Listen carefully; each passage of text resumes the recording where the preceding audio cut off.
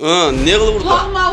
Kulağıma vurdu, başıma vurdu. Mınday kıldı, mınday kıldı, mınday kıldı. Ozuna maçalka menen trapkаны тыгып туруп, мына бети башын жарып салган. Азыр врачтар айтты, мына бети башы андык муш тийип урган дейт. Врачтар медсестраларга айтты, мен урган адам таап бергиле болду дейт. Жумушка келбей койду. Өзү бүгүн негизи жумуш болуш керек да саат 5ке чейин. Кызматтын өзүн эртең биринчи күнү арыз жазып туруп, өзү кызматтан кетиш керек. Кетпесе болбойт бул. Болбосо мындай ушундай нерсе боло берет да. Биз кошогон карапайымдын кыздары, балдары калтакчейт, эртең өлүп калса ким жооп берет? Ооба, ошо интернеттен көрүп атпайбыз биз деле. Кандай болду, не болду, биз деле кабарыбыз жок. Анан бул жака келип жаткандан кийин мисалга биз дарылашыбыз керек, лечение кылышыбыз керек. Анан көбүнчөсү бред ойлорду айтат, көбүнчөсү шекшинип көмөсөнөн айтат, мындай кылды, жөн жок сөздөрдү айтышы мүмкүн.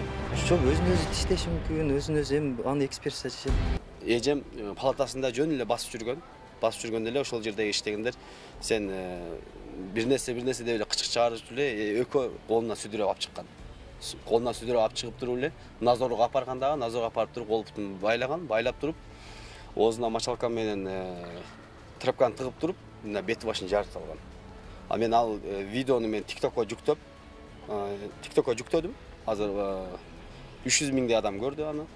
Азыр Кыргызстан боюнча азыр бардыгы кабар бар да, көргөн. Бир тууган эжем мага чалып калды, күтүлбөгөн жерден мага чалып, "Иним, мага кел, мени ушу больницада уруп койду" деп айтты. Чалып бирөөнүн телефону менен. Ал өзү телефон иштетпейт. Мага айтканда мен сразу жетип келдим, айылдан сразу жетип келдим. Келсем, ошо бети башы жарылган, ооздору канаган. Ошондой оозуна мочалка тыгып, трапка тыгып туруп, анан кийин кол бутун байлап туруп, ошо жердеги сотрудниктер уруптур. Бул жака алып келип көрсөттүм эле.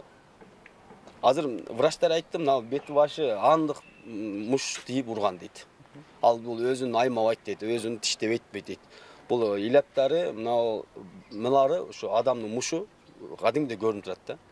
Аябайсыз урган да муну. Бул урганда бул кыйкырганда оозуна трапка менен мочалканы тыгып туруп, кыйкыртпай туруп дагы урган да мунучу.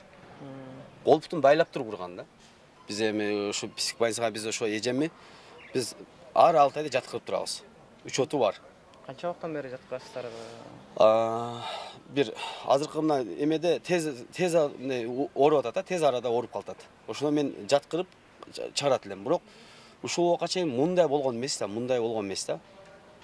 Азыр бул күтүлбөгөн жерден ушундай болуп атат да, азырчы. Азыр ушул моментте аябай ооруп атат, өзүнүн калпын билбейт да, азыр өзү эмне кылганын билбейт. Ошо палатада багында болгондо менин оюмча бул эжем өзүн билбей ошо багындай ооруп кыйналып атса, анан кийин ошолор мына берки сотрудниктерге негедир жакпай калдыбы же бир нерсе болдубу, анан кийин алып чыгышып урган андык болуп атат да, булчу андык көрүнүп атат да. Ал жердеги врачтар медсестраларга айтты, мен урган адам таап бергиле болду дедим. Десем азыр врачтар айтат, аны табылат, эртең биринчи күнү табылат дейт. Эртең биринчи күнү ошол жерде чогулуш болот болду. Азыр мен ошо эң күчтүү башчысы, ошо психбольницанын башчысына барсам, ал ишке келбей койду да бүгүн. Бүгүн атайлап жумушка келбей койду. Өзү бүгүн негизи жумуш болуш керек да саат 5ке чейин. Бүгүн келбей койду ал. Ош облусундагы ушу ХБКда жайгашкан психбольницадагы башчысы кызматтан сөзсүз кетиш керек. Кызматтын өзүн эртең биринчи күнү арыз жазып туруп, өзү кызматтан кетиш керек. Кетпесе болбойт бул. Болбосо мындай ушундай нерсе боло берет да. Биз кошогон карапайымдын кыздары, балдары калтакчейт, эртең өлүп калса ким жооп берет? Азыр эжем айтат, мен өлтүрүп коет булар деп атат азыр. Азыр эми бул психбольницадагы сотрудниктер бардыгы азыр бизге чөчүп калды. Азыр мени ушунчалык тетири көзү менен, жаман көзү менен карап атат азыр.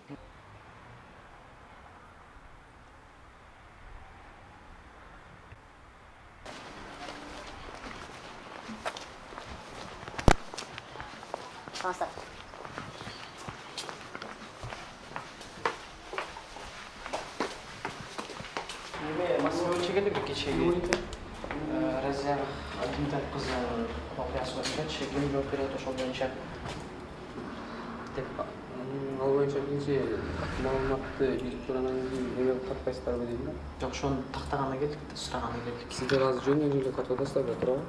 Жөндөн жолу эле кандайчы? Эми жөн эле тапып келе атасыздар да азыр бул жакта, туурабы? Ошону тактаганы келдик. Эми азыр так маалымат билбейсиздер да сиздер. Сиздер да билбейсиздерби? Эми ооба биз дагы билбейбиз да, маалымат биринчиде териштирип туруп анан кийин Ошону териштириш үчүн келдик да. понедельник келиңиздер, ушул жерде болушат да. Бүгүн Биз аны интернеттен деле таап алабыз. Жок, туура, ооба таап аласыздар. Понедельник келсеңиздер, сиздерчи. Понедельник келсеңиздер өздөрү менен чөчөсүздөр. Биз так маалымат бере албайбыз да, ал боюнчачы. Ким окуяга катышы барлар барбы буякта азыр? Азыр жок да, алар симендегилер, ночной симендегилер жооп кетиптир. Дежурство алмашып Кеч болгонбу окуя өзүнө? Ошондой окшойт да. Сиздер укпадыңыздарбы, эмне болгон? Менен сурабай атасыздар, бул жакта камерада тартып атат. Мен билбейм ал боюнчачы. Биздин жакшы маалыматыбыз жок да. Кандай болду, не болду, биз дагы бүгүн уктурганычы. Жок, алардын айтканын уктуңуздар да, сиз соцсетке кандай чыкканын Ооба, ошо интернеттен көрүп атпайбыз биз деле. Кандай болду, не болду, биз деле кабарыбыз жок. Жок, бүгүн суббота, воскресенье жетекчилик иштебейт. Понедельниктен келсеңиздер, толук маалымат ошолор берет. Кабар ушул жаңылыктардан угуп көрүп атпайбызбы? Кандай болгондо ошондо? Эми мындай да. Бул жерде бизге караганда көбүрөөк маалыматыңыздар бар да. Жок, мындай да. Биз мисалга мен дежурный врач болсом, өзүм дежурствода турган күнү гана келип дежурствода турам да. Анан мисалга женское отделение, мужское отделение, детское отделение болуп бөлүнөт да. Эми ар биринде ар башка врач, ар башка сотрудник. Кандай болду, не болду, маалымат, жакшы маалыматым жок. Ошо интернеттен жана көрдүм, эми билбейм. Канчалык чындыкка жакын болушу мүмкүн? Мындай Жок, окуя эми болуп келеби? мындай да. Чейин болду беле. Мындай да, бизде Кимдин эми сменинде болгон ошол?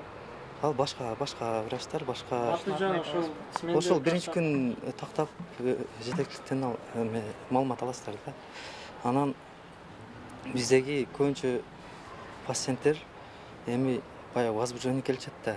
Үйдөгүлөрүнө дагы баш бербей, башкасына дагы баш бербей, анан бул жака келип жаткандан кийин мисалга биз дарылашыбыз керек, лечение кылышыбыз керек. Анан баягы ар биринин ар башка диагнозу, көбүнчөсү бред ойлорду айтат, көбүнчөсү шекшенүү көмөсөнөн айтат, мындай кылды, баягы жөнү жок сөздөрдү айтышы мүмкүн. Аны эми кандай болду, не болду, точносын эми биринчи күн тактайбыз. Бирок жагында бетиндеги жаракаттарчы. Жок, өзүн өзү тиштеши мүмкүн, өзүн өзү эми аны экспертиза чечет. Биз мындай деп айта албайбыз аны. Не кылып урду? Кулагыма урду, башыма урду.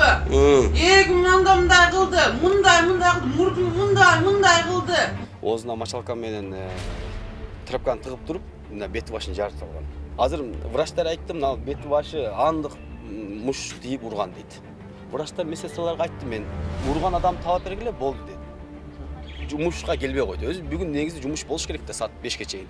Кызматтын өзүн эртең биринчи күнү арыз жазып туруп, өзү кызматтан кетиш керек. Кетпесе болбойт бул. Болбосо мындай ушундай нерсе боло берет да. Бизге ошого карапайымдын кыздары, балдары калтак жейт, эртең өлүп калса ким жооп берет? Ооба, ошо интернеттен көрүп атпайбыз биз деле. Кандай болду, не болду, биз деле кабарыбыз жок.